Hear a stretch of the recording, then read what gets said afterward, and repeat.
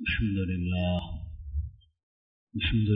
نحمده ونستعينه ونستغفره ونؤمن به ونتوكل عليه ونعوذ بالله من شرور أنفسنا ومن سيئات أعمالنا من يهد الله فلا مضل له ومن يضلل فلا هادي له نشهد أن لا إله إلا الله وحده لا شريك له ونشهد أن سيدنا ونبينا ومولانا محمدا عبده ورسوله صلى الله تعالى عليه وعلى آله وأصحابه وأتباعه وأزواجه وذرياته وبارك وسلم تسليما كثيرا كثيرا أما بعد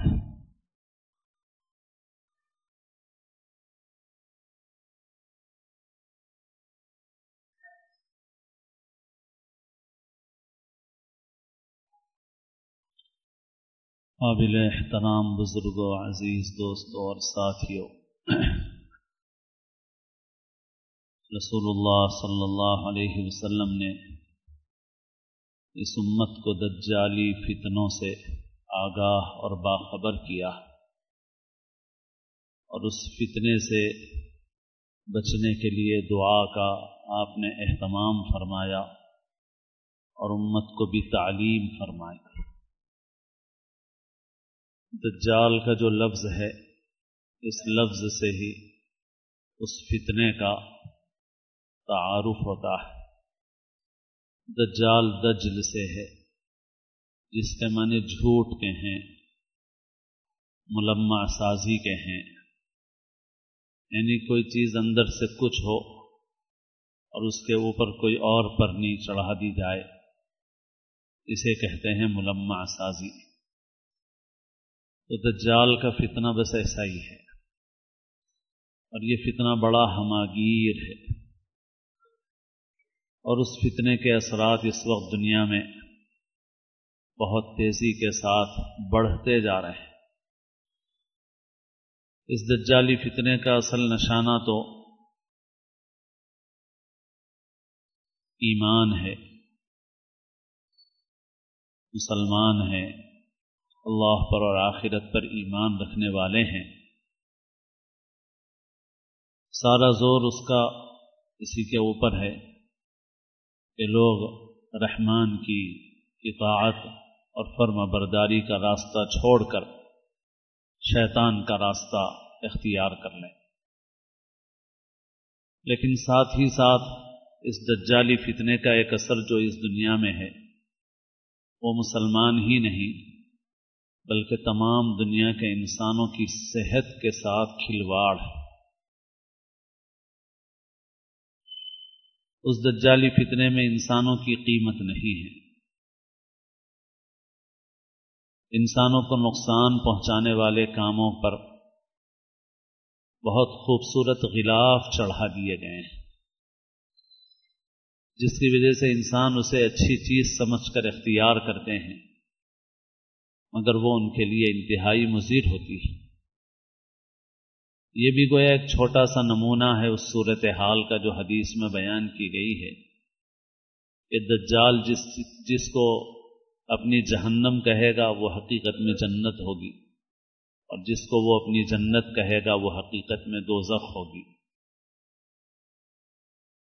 تو بہرحال ایک چھوٹا سا نمونہ سمجھیے اس کا کہ چھوٹی چھوٹی چیزوں کے اندر انسانوں میں خیر اور شر کی تمیز انسانوں کے لیے مشکل بنا دی گئی ہے۔ شر پر خیر کے، برائی پر بھلائی کے غلاف چڑھا دیے گئے ہیں،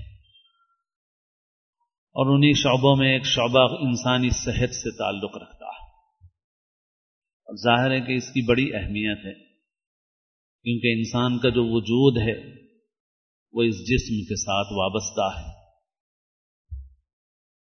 صرف روح رہے جسم نہ رہے تو انسان کی دنیاوی زندگی باقی نہیں رہتی۔ تو روح کی مثال سوار کی ہے، تو جسم کی مثال سواری کی ہے، تو اس سواری کا صحت مند ہونا بھی ضروری ہے۔ اسی لیے دینی اعتبار سے بھی اس جسم کی صحت کی حفاظت کا حکم دیا گیا۔ اور ایسے کاموں کی اجازت نہیں دی گئی ہے جس میں انسانی صحت کو نقصان پہنچتا ہو۔ یہی وجہ ہے کہ سگریٹ پینا منع ہے، گٹکا کھانا ناجائز ہے، اسی طرح نشہ آور چیزیں حرام ہیں۔ انسان یہ کہہ کر کے کہ میرا جسم ہے، میری مرضی ہے، جو چاہے کروں، اپنی انگلی نہیں کاٹ سکتا، اپنا ہاتھ نہیں کاٹ سکتا، اپنا پیر نہیں کاٹ سکتا۔ انسان خودکشی نہیں کر سکتا، حرام ہے اس کے لیے۔ انسان کہے میری جان ہے، میرا جسم ہے، نہیں، ایسا نہیں ہے۔ یہ جسم جان اللہ کی امانت ہے۔ اور پھر دین میں بھی ہمارے جو تصور ہے وہ تصور وسیع ہے، صرف عبادات کا نام دین نہیں ہے، ہر پہلو سے رسول اللہ صلی اللہ علیہ وسلم نے رہنمائی اور خیر خواہی فرمائی ہے۔ جیسے آپ نے فرمایا کہ رات میں سوتے وقت گھر کے کواڑ دروازے بند کر کے سو، چراغ گل کر کے سو، کہیں ایسا نہ ہو کہ کوئی چوہا آ کر کے چراغ گرا دے اور گھر میں آگ لگ جائے۔ برتن میں کوئی چیز ہو تو اسے ڈھانپ کر سو،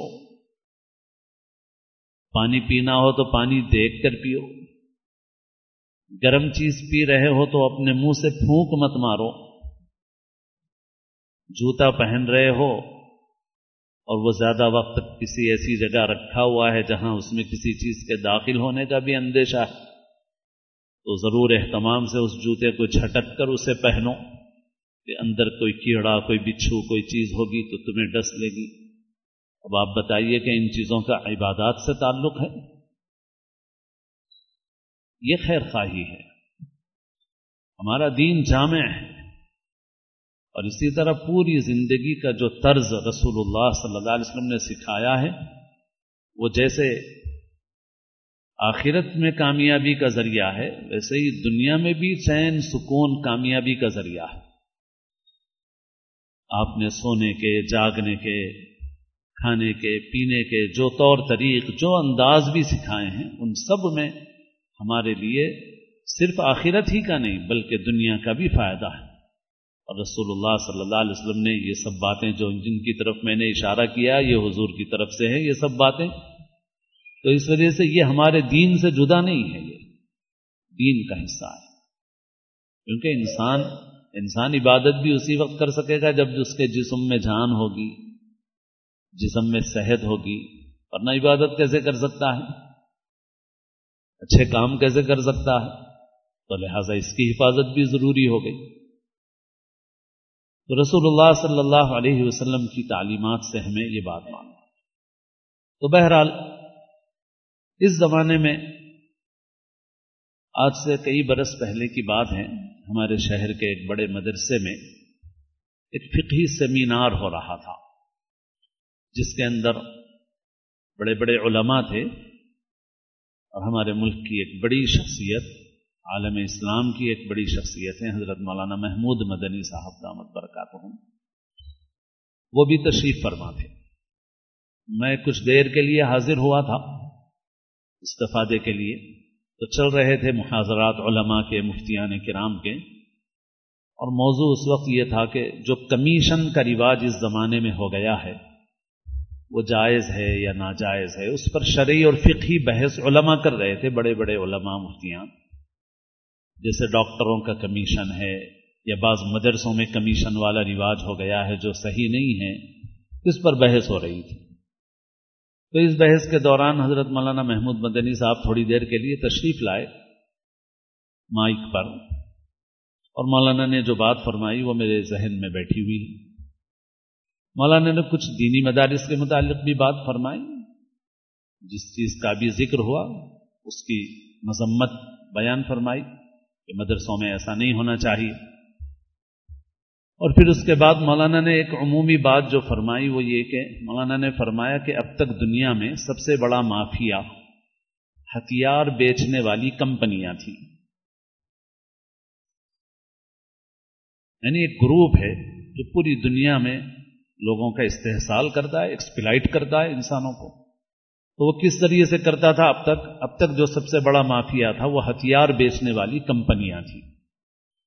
تو یہ کمپنیاں کیا کرتی تھیں؟ یہ ملکوں کو آپس میں لڑاتی تھیں. تو جو چھوٹے چھوٹے ملک ہیں ان لوگوں کی اپنی معیشت بھی زیادہ مضبوط نہیں ہے، مگر ان دونوں میں لڑائی کرا دو. اب وہ دونوں ملک سرحد کے لیے، کسی ندی کے پانی کے لیے، کسی پہاڑ کے لیے لڑتے ہیں. اب چھوٹی موٹی چیزوں پہ ان کی لڑائی بڑھ جاتی ہے تو دونوں میں جنگ ہوتی ہے. جب جنگ ہوتی ہے تو یہ مافیا اب بھی ہے موجود، یہ ہتھیار بیچتا ہے، ابھی بھی بیچتے ہیں.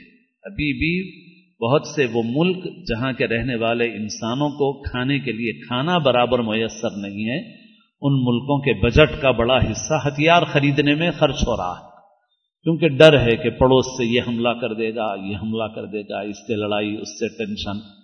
تو لوگوں کو کھانے کو نہیں مل رہا ہے اور بجٹ کا بڑا حصہ کس میں جا رہا ہے صاحب؟ ہتھیار خریدنے میں جا رہا ہے.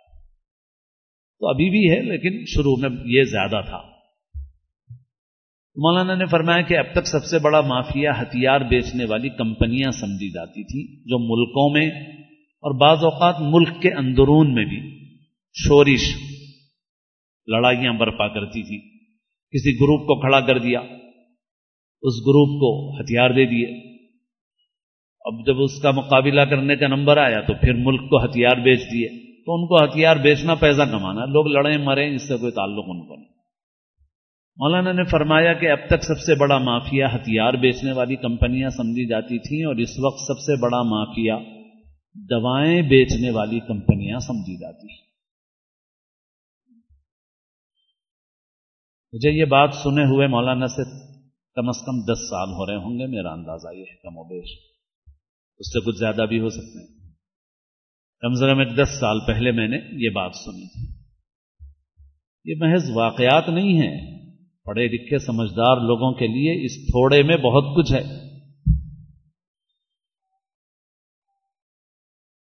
آپ کو سمجھنا ہے. دوائیں بیچنے والی کمپنیاں یہ سب سے بڑا مافیا. میرے دوستو، دوا تو دوا رہی، پہلے زمانے میں تو ہر چھوٹی موٹی چیز کی تجارت بھی تاجر اس لیے کرتا تھا تاکہ انسانوں کو فائدہ پہنچائے اور اپنے لیے حلال نفع کمائے. یہ انسانیت تھی پوری، اور صرف مسلمانوں میں ہی نہیں تھا، یہ دنیا کا عمومی ماحول تھا اب تک کہ بھئی تاجر، بیوپاری تجارت اس لیے کرتا تھا تاکہ اپنی کمیونٹی کو، اپنے دیش کو، اپنی کنٹری کو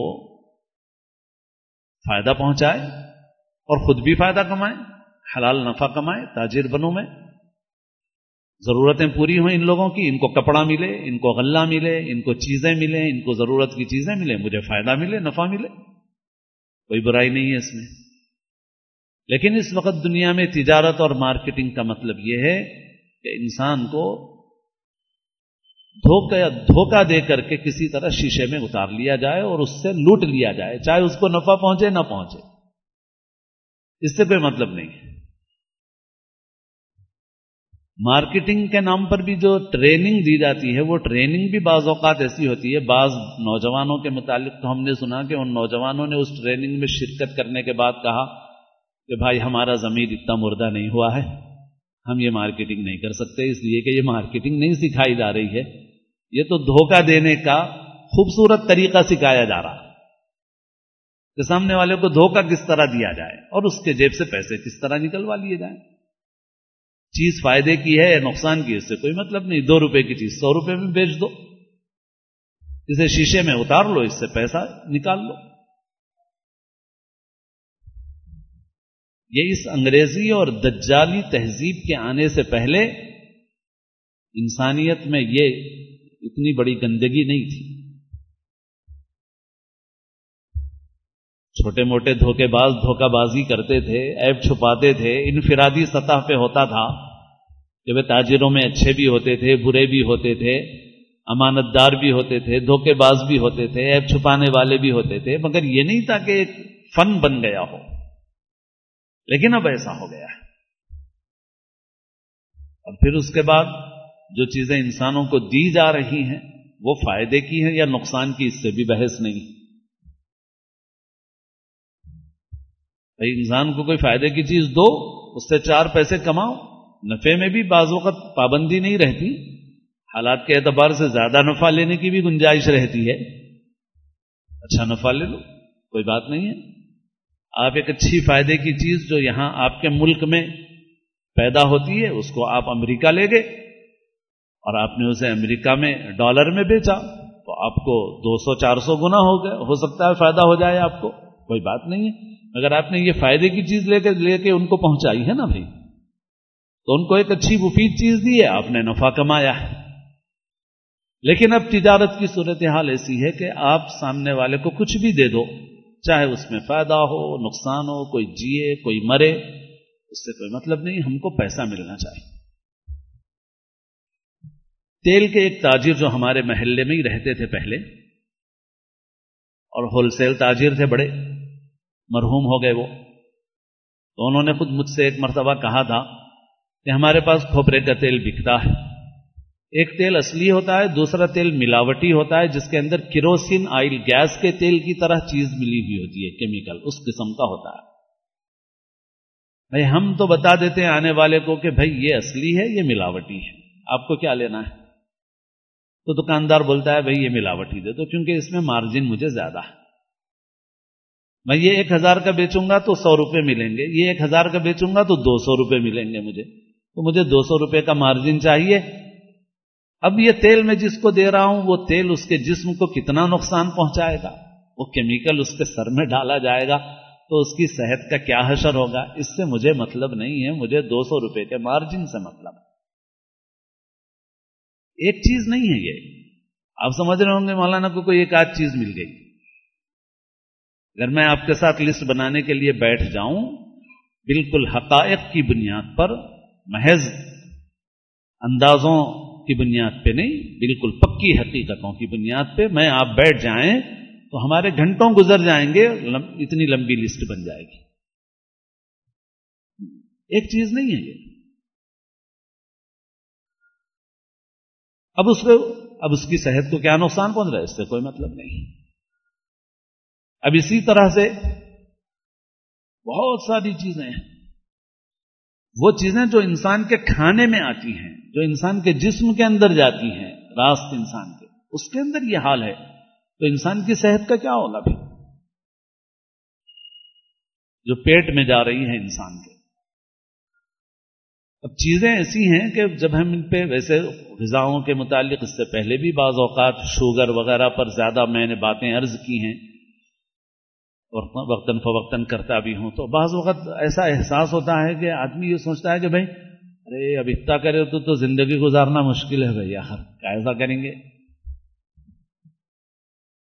اب اتنا وہ کرے تو جینا ہی مشکل ہے.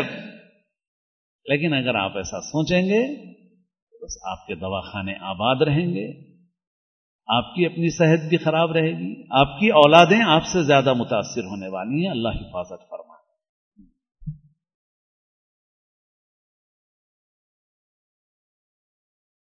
ایک چیز نہیں ہے، تھوڑا تھوڑا کر کے اتنا زہر مل رہا ہے، اتنا زہر مل رہا ہے کہ کچھ پوچھو مت. آپ کو ہر ایک میں تھوڑا ہی ہے، مگر وہ تھوڑا تھوڑا کر کے آپ کو کتنا مل رہا ہے یہ دیکھنے کی بات. اب کھانے کی چند چیزیں دیکھ لیجیے. آپ پاکٹ کا آٹا کھاتے ہیں دکان سے خرید کے، آپ گرنی میں آٹا پسوائیے، اپنے گھر میں رکھیے، 1 مہینہ رہنا مشکل ہے، 15-20 دن ٹھیک رہے گا. اس کے بعد کیڑے پڑ جائیں گے، صفائی کرنا پڑے گا، استعمال کر لینا پڑے گا. لیکن آپ پاکٹ خرید کے لائیں، 6 مہینے تک کی ڈیٹ رہتی ہے اس کے اوپر، 6 مہینے خراب نہیں ہوتا، 6 مہینے کے بعد بھی 6 مہینے کیڑا نہیں پڑتا اس میں. کیوں نہیں پڑتا بھائی؟ کون سا وظیفہ اور منتر پڑھ کے پھونکا ہے اس پہ کمپنی والے نے؟ ہم لوگ بھی پڑھ لیں گھر میں پسا کے، اس میں کیمیکل ملا ہوا ہے، آپ کھا رہے ہیں اسے. ایک کالی مرچ سپلائی کرنے والے نے ہم سے پوچھا کہ بھئی میں سپلائی کرنے جا رہا ہوں تو دکاندار یہ بول رہے ہیں کہ بھئی اس سے کم میں ہم کو مل رہا ہے. وہ کہتے ہیں کہ اس سے کم میں کوئی سیل کر ہی نہیں سکتا، ممکن ہی نہیں ہے، اس سے کم میں کوئی سپلائی نہیں کر سکتا. پھر دکاندار کہتا ہے بھائی مجھے اس سے مطلب نہیں ہے، بھائی دیکھو آپ کا میں لوں گا تو مجھے مارجن نہیں ہے، وہ جو سپلائی کر رہا ہے اس میں مجھے مارجن ہے، آپ کے اس میں 50 روپے بچا کے کیا کروں گا، اس میں مجھے 200 روپے بچ رہے ہیں، 400 روپے بچ رہے ہیں، لہذا میں آپ کا نہیں خرید سکتا، میں تو وہی خریدوں گا جو مجھے سستے میں مل رہا ہے۔ کیا وہ واقعی کالی مرچ ہے؟ ہرگز نہیں۔ چند سال پہلے حسینی علم میں، اب میں کوئی اخبار کے محفوظ تو نہیں رکھتا، مگر جو میرے دماغ میں پڑھ لیا میں نے محفوظ رہتی ہے، بہت سی چیزیں وقت پہ یاد آ جاتی ہیں، اگر وہ رکھتا تو میرے پاس تراشے بھی رہتے بہت سارے۔ حسینی عالم میں چند سال پہلے بہت بڑا یونٹ پکڑا گیا، بہت بڑا یونٹ، جو ہمارے شہر کے بیگم بازار اور اس طرح کی بڑی بڑی دکانوں پہ زبردست سپلائی تھی اس کی، گرم مسالے کی، اور پوری دواؤں کی کیمیکل کی ڈبیاں تھیں جو پولیس والوں نے نمایاں کی ہیں، پورا گرم مسالہ تیار ہو رہا تھا صرف کیمیکل سے، اور بڑی بڑی دکانوں پر اس کی سپلائی تھی، یعنی دعوتوں میں ہوٹلوں میں جو کھا رہے تھے ہم وہی کھا رہے تھے، بہت بڑی مقدار میں، بہت بڑی مقدار۔ تازہ دودھ آپ لے کے آئیں، اگر فریج میں رکھنا بھول جائیں تو چند گھنٹے نہیں رہتا، مگر آپ کو کئی کئی دن والا دودھ ملتا ہے۔ کیسے ملتا ہے آپ کو کئی کئی دن والا دودھ؟ خالص رہتا ہے، اس میں کوئی کیمیکل نہیں ہوتا۔ آپ مرچ خریدتے ہیں، بعض برانڈ مشہور ہیں، آپ کہتے ہیں وہی بہت اچھی ہے بھائی مرچی، کیوں؟ بہت لال اچھی دکھتی ہے، مرچی کے وجہ سے لال دکھتی، یا کلر ملا ہوا ہے، لیبارٹری میں دے دو، بلکہ بعض اوقات خود اسی کے پڑھ لو اس کا فارمولا، تو بعض اوقات وہ چھپا کے بھی نہیں رکھتے، مگر آپ پڑھتے ہی کہاں ہیں، ہم پڑھتے ہی کہاں ہیں، بعض اوقات تو وہ چھپا ہوا بھی نہیں رہتا، لیبارٹری کو بھی جانے کی ضرورت نہیں پڑتی، اسی میں پڑھے تو مل جاتا، تو آپ کو کلر اچھا دکھ رہا ہے، آپ پوچھئے ڈاکٹرز حضرات سے کہ اس کلر سے کیا ہوتا ہے، کیسی کیسی بیماریاں ہوتی ہیں اس سے۔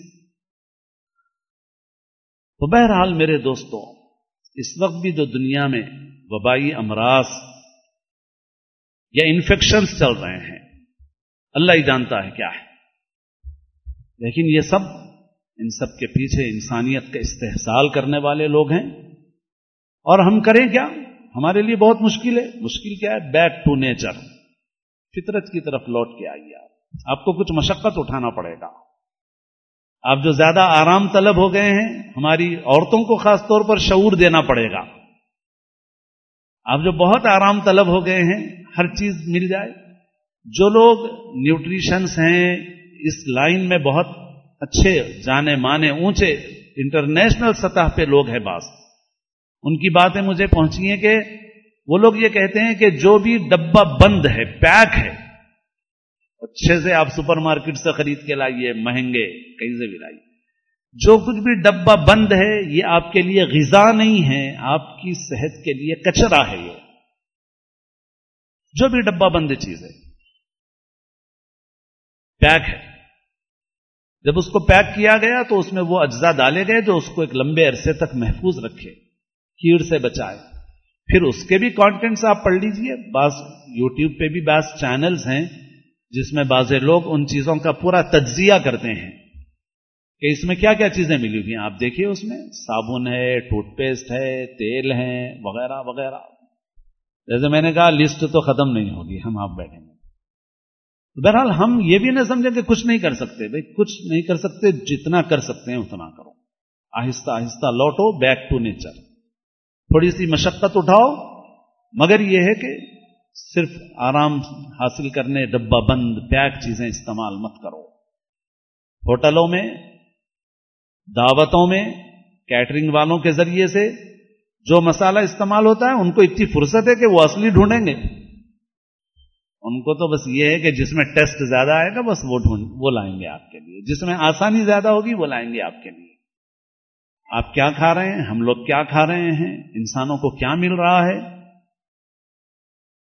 تو بہرحال اب اس میں ایک آدمی خود نفع کما لیتا ہے مگر معاشرے میں دوسری طرف سے خود نقصان اٹھاتا ہے، اور اس میں میرے کہنے کا مقصد آپ کو باشعور کرنا ہے۔ اس میں یہ کرنے والوں سے زیادہ ذمہ دار ہم ہیں، ہماری بے شعوری کا نتیجہ ہے۔ ہم کو باہر سے دہی اچھا مل جائے، گاڑا چکنا دکھے، ہم کو بہت اچھا دکھتا، گھر میں جمال ہونا بھائی اصلی دودھ سے، وہ پانی والا رہے گا، کتا گاڑا نہیں رہے گا، کھاؤ مگر اسی کو۔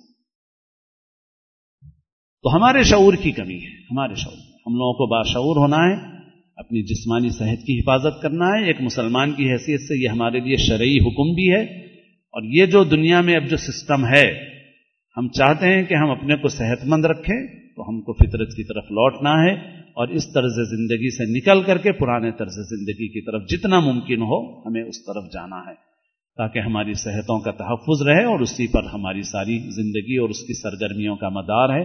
اللہ تعالی ہم سب کو صحیح سمجھ نصیب فرمائے، دین کا صحیح علم اور فہم نصیب فرمائے۔